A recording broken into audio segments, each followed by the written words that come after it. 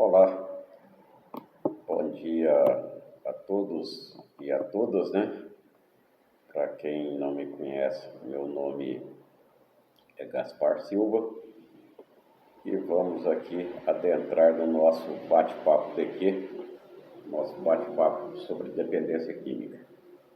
Estávamos falando que esta é uma doença evitável, tratável e controlável. Falta agora abordar a vertente controlável. Quando dizemos ou quando falamos que a dependência química é uma doença controlável e não uma doença curável, nós queremos fazer aqui um paralelo. Algumas doenças possuem cura, outras apenas o controle. Podemos exemplificar o diabetes.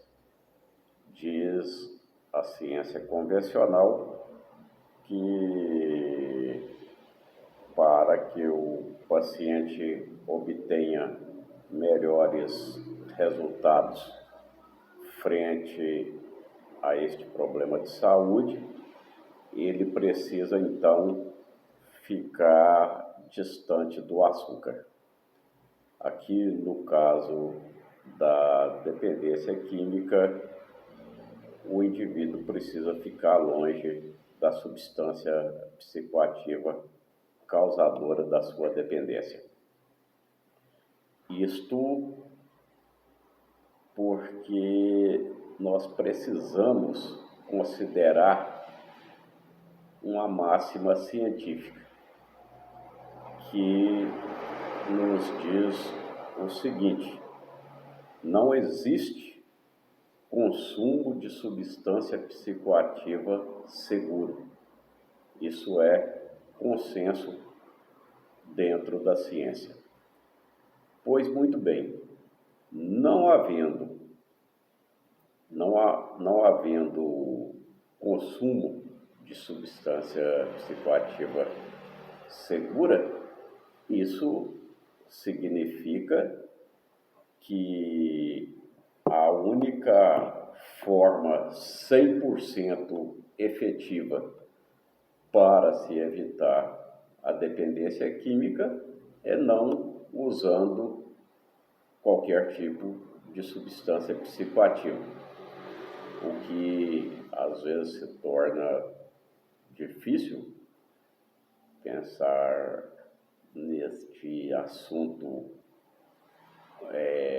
de forma 100%, porque alguns medicamentos são substâncias psicoativas, como os conhecidos benzodiazepínicos, e por vezes os médicos optam pelo uso desses medicamentos, mas aí sob rigoroso controle médico, sob orientação médica, e sempre nos deixam claro, via de regra, que tais medicamentos precisam ser utilizados com critério, e lá na ponta da linha enxerga-se a possibilidade de retirá-los, né? Muitas das vezes via o chamado desmame, né? Vai diminuindo a quantidade do medicamento até retirá-lo por completo. Então, alguém poderia questionar neste momento, né, a questão do álcool, por exemplo, que é uma substância psicoativa lícita, vendida livremente no Ocidente, vendida livremente em nosso país. Nós não estamos aqui querendo dizer, né, ou estabelecer uma proibição no sentido de usar o álcool. Não somos contra quem fabrica, quem comercializa ou quem consome o álcool. Agora, é necessário salientar e talvez até desnecessário, né, as condições que o álcool e o alcoolismo pode levar um indivíduo. Não são todos os indivíduos que ingerem o álcool que vão se tornar dependente químico. Uma série de fatores irão concorrer para que isto aconteça. Entretanto,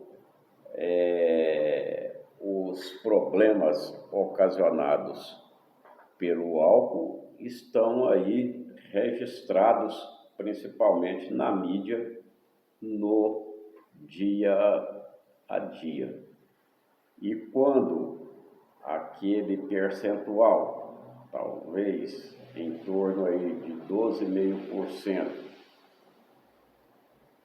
cruza aquela linha imaginária e se tornam dependentes químicos, passam por aquele caminho de um bebedor social para um bebedor problema, depois para um dependente químico, onde a necessidade de utilizar o álcool se torna premente e o indivíduo pretende voltar atrás, mas não consegue sozinho, não consegue sem ajuda, via de regra. Esta situação da dependência química do álcool, precisamos ressaltar, é muito problemática no nosso país e as consequências são terríveis. Nós vimos aí indivíduos, famílias destruídas em decorrência do alcoolismo de um dos seus membros, né? E também nós podemos dizer que as consequências que esse alcoolismo pode trazer para a sociedade em geral é muito grave. Estão aí os acidentes de trânsito envolvendo pessoas alcoolizadas, estão aí as brigas de rua, as brigas de botecos, estão aí as doenças, as comorbidades clínicas paralelas ao alcoolismo que podem surgir, podendo citar como entre as mais graves a cirrose hepática e a pancreatite aguda. Então, é um momento para refletirmos no tocante à dependência química e no tocante aqui, neste momento, ao alcoolismo, à dependência química, que talvez não seja a mais chamativa perante a mídia, mas no momento, mas a dependência química mais antiga, né? E aquela que merece uma reflexão, digamos, especial. Bom, então, vamos em frente. Estamos dizendo que a dependência química é uma doença controlável. Ela, via de regra, não pode ser curada, ela pode ser apenas detida no molde do diabetes, como dissemos, e uma vez instalada esta doença, o indivíduo irá procurar ajuda, porque sozinho ele não consegue. Há muito tempo, alguns cientistas, né, já tinham observado que, no caso do alcoolismo, que estamos pegando em primeira mão, a força de vontade para detê-lo, apenas a força de vontade, não basta. Isso ficou claro para a ciência no decorrer dos tempos, né, chegando aos tempos modernos. Muitas das vezes, o dependente químico está dizendo sinceramente que tem a vontade de paralisar com a sua dependência química, mas a ação da substância psicoativa no sistema nervoso central vai desencadear um fenômeno em que o cérebro passa a entender, devido às ações principalmente dopaminérgicas, que é uma substância ligada ao prazer, a dopamina, a serotonina. Estas substâncias estão profundamente interligadas com a dependência química, e são substâncias que estão no nosso cérebro desde o homem pré-histórico. Elas estão aí e não poderão sair, porque são necessárias à nossa própria sobrevivência. São substâncias que vão nos informar, por exemplo, do perigo. Então, a utilização constante de substância psicoativa vai elevar, vamos dizer assim, entre aspas, né, o cérebro vai passar em algumas áreas dele, aonde essas substâncias estão envolvidas, a trabalhar em alta rotação. E ele passa a entender que essa substância, então, é tão necessária quanto as substâncias fundamentais para a sobrevivência humana, como a água e como os alimentos.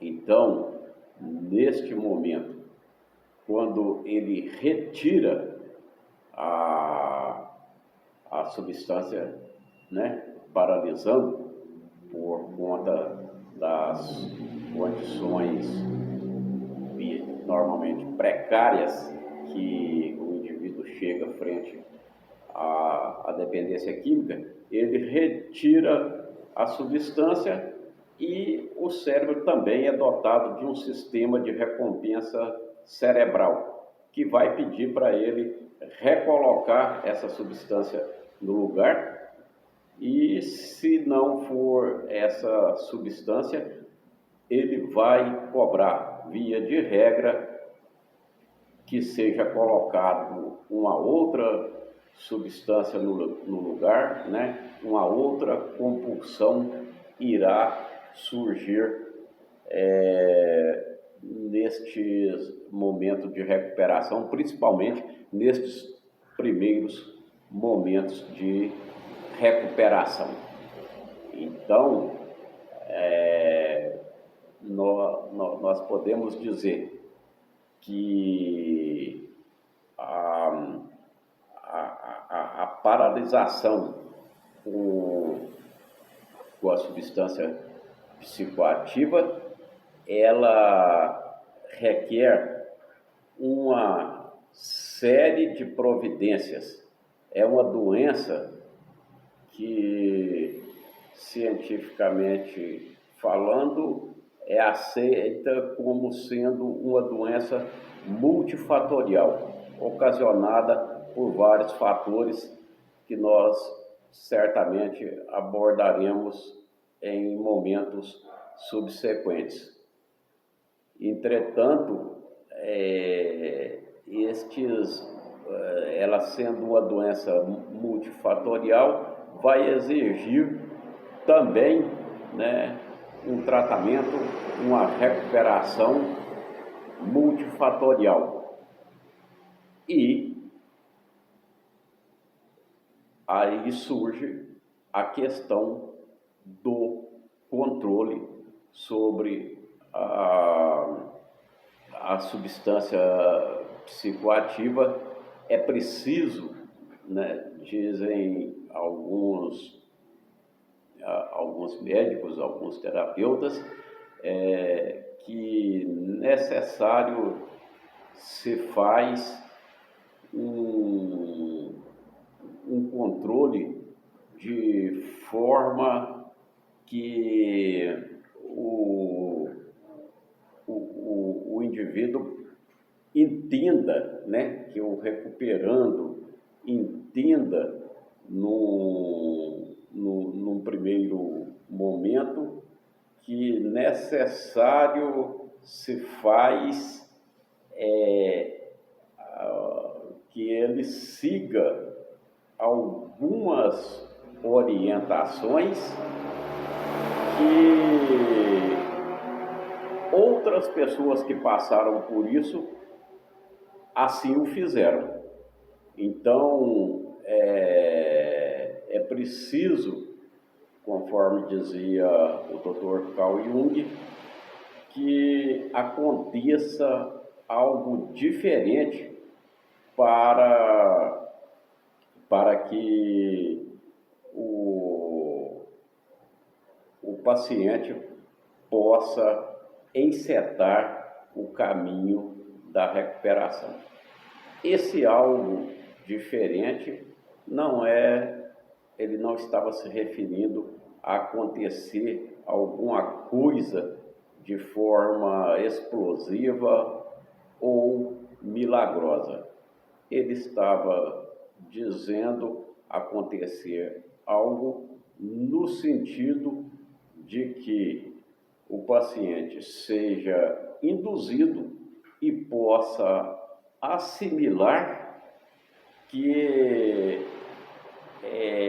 esta substância psicoativa está lhe causando mal, está lhe causando problemas e que é possível mudar de caminho, é possível cessar com o uso desta substância. Daí, mais uma vez, a doença evidenciar-se como uma doença apenas controlável, porque o indivíduo vai enfrentar possivelmente até o fim dos seus dias um poderoso inimigo, que em inglês é chamado de craving, e traduzindo, né, para o português, isto é apenas a conhecida fissura, né? Aquela síndrome de abstinência que muitas das vezes levam às famosas recaídas. Muito bem. A recaída não é um assunto a ser abordado individualmente, mas é preciso ficar claro que no caso de uma recaída, também o paciente deve estar apto a entender que isso não é o fim da picada, que há ainda uma chance de retornar e de novamente controlar a sua doença. Ele vai precisar, né, no primeiro momento, de um apoio, né, conforme nós já dissemos aí no caso do tratamento, né, vai precisar de um apoio especializado ou de um apoio das pessoas que estão à sua volta, ou mesmo de pessoas que passaram pelo mesmo tipo de problema e podem, neste momento, né, abraçá-lo com empatia, transmitindo-lhe a famosa linguagem do coração, como acontece nos grupos de mútua ajuda. Não é uma linguagem melosa de passar a mão na cabeça de ninguém, mas sim uma linguagem onde um fala, o outro entende, por ter passado por caminhos semelhantes. É preciso, aos poucos, ir colocando o paciente ciente de que ele precisará conviver com essa situação, que ele precisará enfrentar essa fissura, essa síndrome da dependência, conforme dizem os cientistas. E a maneira dele enfrentar essa fissura, uma maneira prática, é dizer-lhe que tudo vai depender dele mesmo, do próprio indivíduo, que outra pessoa não poderá paralisar digamos, o alcoolismo por ele. Isso será uma tarefa única e exclusivamente dele, paciente. Mas, por isso mesmo, estando em suas mãos, nós podemos lembrá-lo das palavras de Sartre, que o homem é responsável pelos seus atos e pelas consequências dele.